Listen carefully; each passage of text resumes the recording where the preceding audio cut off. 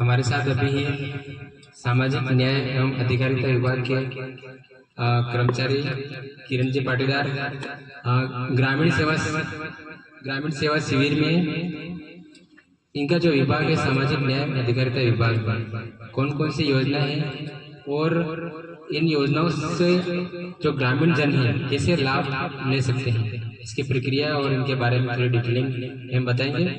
Ma'am आपकी योजना के बारे में बताइए, इसमें जिससे आपकी लिस्ट में इसमें अलग अलग योजना दे रखी है। जैसे कि हम सामाजिक न्याय और अधिकारिता विभाग, इसका मतलब जो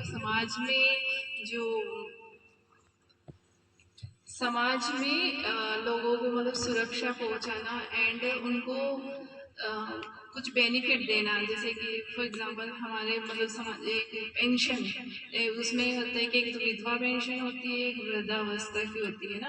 विधवा में ऐसा होता है कि एकल नारी हो जाती है तो उनकी कोई इनकम सोर्स, तो गवर्नमेंट उसको पेंशन प्रोवाइड कराती है ताकि वो अपनी आजीविका का निर्वहन अच्छे से कर सके। उसके साथ ही सेम जैसे कि कोई डाइवोर्स ही होता है या बच्चे होने के बाद, तो उनके बच्चों का पालन करने के लिए एक पालनहार योजना होती है जिसमें अधिकतम 3 बच्चों का होता है, जिसमें एज क्राइटेरिया होता है 18 तक देते हैं उनको 1500 और 2500 पर मंथ, और 1 ईयर का एक साथ 2000 रुपये दिए जाते हैं उनके जो बेसिक नीड्स होती लाइक कपड़े वगैरह इनके लिए। और अदर योजनाएं जैसे कि इसमें आप पालनहार का दे रहे हैं। एक घुमंतु का है, जैसे कि घुमंतु अपने यहाँ अपन देखते हैं जैसे गड़िया लोहार वगैरह इनके खुद के घर नहीं होते, तो उनको घर मतलब खुद के घर दे के प्रोवाइड करा के उनको स्थायित्व देने के लिए घुमंतु योजना प्रोवाइड देते हैं। योजना निकाली गई है जिसमें परिवार में एक जने को ही उनका बेनिफिट दिया जाता है और 1,20,000 रुपये सहायता दी जाती है जिससे कि उनका खुद का मकान हो।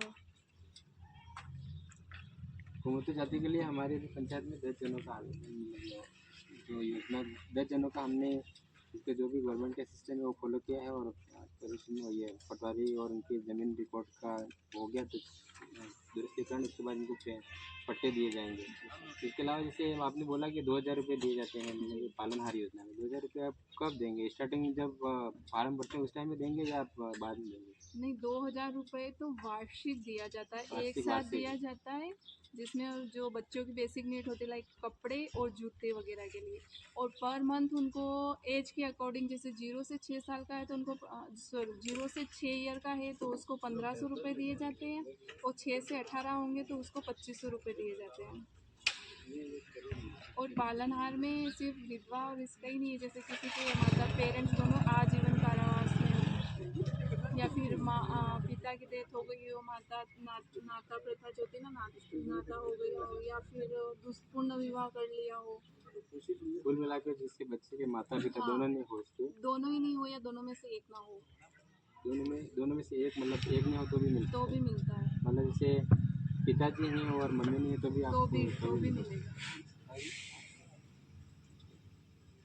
Thank you ma'am. इसमें आपने बताया कि आप जैसे पालनहार जैसे सामाजिक न्याय अधिकारिता विभाग ये जैसे ग्रामीण जो नॉर्मली काम है, लेकिन इसी शिविर के माध्यम से कैसे बेनिफिट हो सकता है? अब शिविर के माध्यम से बेनिफिट ऐसे होगा जैसे अब एक काम करने जाएंगे, पालनहार का फॉर्म को तैयार करेंगे, ज़्यादा देर भटकना पड़ेगा, लेकिन जो ग्रामीण सेवा शिविर गवर्नमेंट चालू कर किया है तो इसमें क्या है कि सारे अधिकारी एक ही मंच के ऊपर रहेंगे, एक ही जगह रहेंगे, तो वहाँ ग्रामीण ज़्यादा बेनिफिट ले सकते हैं।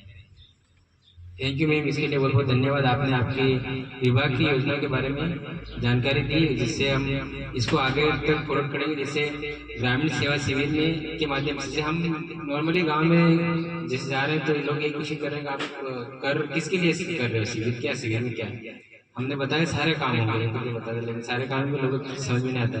जैसे बीच में कोई शिविर चला था जैसे फार्मर रजिस्ट्री, इसके ऊपर एक वो मोटा था, मतलब एक क्या करना है फार्मर रजिस्ट्री वाला के लिए, उसके लिए लोग जनता से एकदम से आ रहे थे, लेकिन अब ये शिविर में लोग कम आ रहे हैं, लेकिन उनको यूँ इस बारे में नॉलेज नहीं कि सारे विभाग के अधिकारी ये सारा काम हो रहा है। कुल मिला के जनता को इस शिविर का लाभ लेना चाहिए, आना चाहिए, हमारा यही कहना है। इसी के लिए हम इसको प्रचार करने के लिए इस वीडियो को बनाते हैं।